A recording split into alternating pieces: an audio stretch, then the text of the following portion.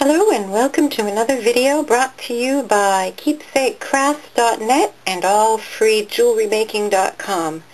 Today I'm going to show you this necklace that was inspired actually by a picture in a catalog. So here's the catalog page that I pulled out some time ago. The first thing to note is what you like about a particular design. I just saw it, liked it, pulled it out. But now let's take another look. What is it that I like about it? Well, I like this big chunky drop down here. And I like the oval links. Those are the things that catch my eye. And although I like red, I think I may want to make it in a different color. So then I started pulling through my supplies, digging around, and came across this tigerized stone, which I think might make a really cool substitute for that piece. And I thought, after looking at it, I decided that I liked the bead caps, so I found some bead caps that would work with that. And to test it out, I grabbed a head pin. I actually had to throw a seed bead on there because the hole was too big, and you may have to do that. And just test it out, see if these work. Some bead caps, by the way, you can kind of bend them and shape them to your particular bead. These ones are too thick, but this works. I kind of like the way that looks. So there's the start. So then I pulled out some other beads. I have a bunch of these brown ceramic beads, but I thought that was looking a little bland. So I found, actually these are from a necklace I pulled apart. I found these black ones, which I kind of like the contrast of. Oh, actually, looking at the design, let's see. I probably won't put it on there like this, but, oh no, I like that. I like the contrast of the black with the brown. And then here's an oval link. You might notice some of these still have loops on them. This is actually from a piece of jewelry that I pulled apart that happened to have oval links as well.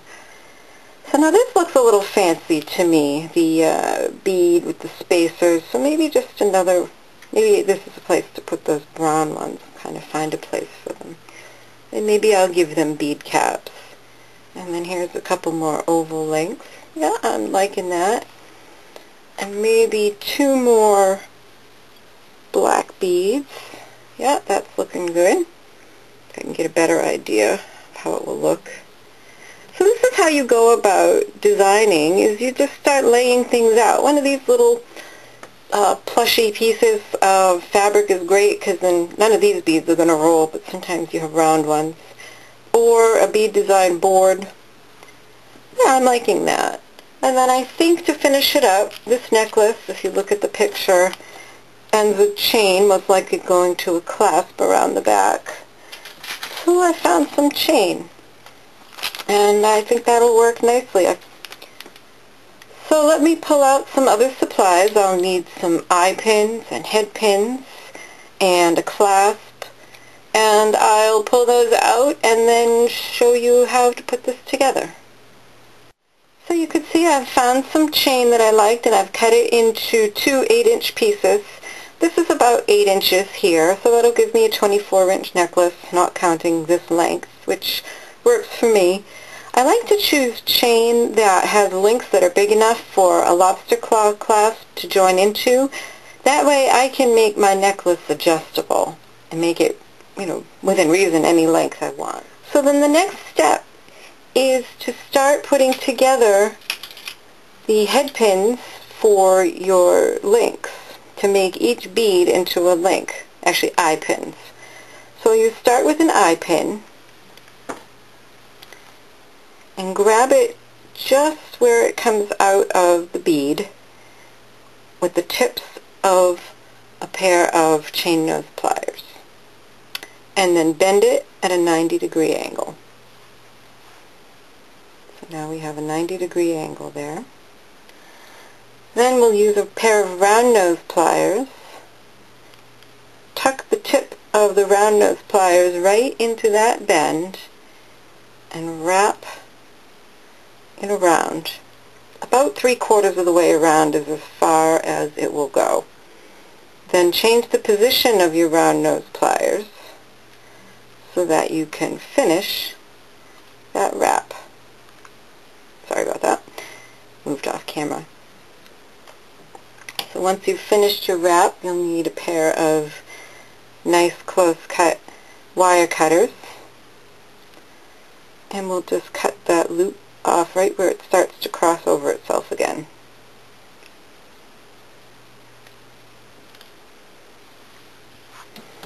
And then you can use the flat part of your round nose pliers to flatten it out, shape it. This one actually came out pretty good. And I'm going to repeat that for all of my pieces. Now these are ones that I pulled off of a necklace that I told you I had made before. I'm going to actually take these out and not reuse them. It isn't a good idea to reuse the findings, especially the loops that you open and close, because the metal gets fatigued, so it will definitely be weaker. So if you are reusing jewelry, it may be tempting to reuse the jump rings and the loops that you made, but don't do it. Go ahead and remake them. That way you know your jewelry will be secure. So the next thing I'm going to do is I'm going to make loops for all of these pieces, including this one. This is going to be two different. This one's going to be just like that, and I'm going to make a loop in my focal bead, and I'll be back when that's all done, and we'll start putting it together. So now you can see that I've gone ahead and not only have I added new eye pins and loops to each of these beads, I've also connected together this half of the necklace. When you connect it together, if you're just connecting two beads, you can just connect the eyes of their eye pins together directly. That's fine. But if you're going to be connecting to these oval rings, you'll need to use a jump ring. Now these 5mm jump rings happen to be just big enough to do this size oval, but you may want to test it out with the supplies you have at home. You may need to use a 6 or 7mm jump ring. So whenever we connect to the oval, we'll need to use a jump ring, like here. But these two, the two eyes can just be connected together. And so here we'll need to use a jump ring, and here. And you can just connect your piece of chain right to that. Use a jump ring to connect your lobster claw. And then if you want, also just put a jump ring at the end of the other chain. So let me show you real quick how to do a jump ring. Use one pair of chain nose pliers, but you want to put the split of the jump ring at 12 o'clock. Use another pair of chain nose pliers and push one side away from you and pull the other towards you so that it's twisted open. And then in this case I'll do this one. Slide that onto your oval link, and then I'm going to slide this one on. And then notice I didn't let go with one of the pairs of chain nose pliers. That makes life much easier. And then just go ahead and grab that with the other pair and close it up. And go ahead and repeat. That goes that way until your necklace is all put together. So I hope you've enjoyed this project and got some ideas for making your own jewelry inspired by pictures and designs you've seen elsewhere. Here's another look at our project.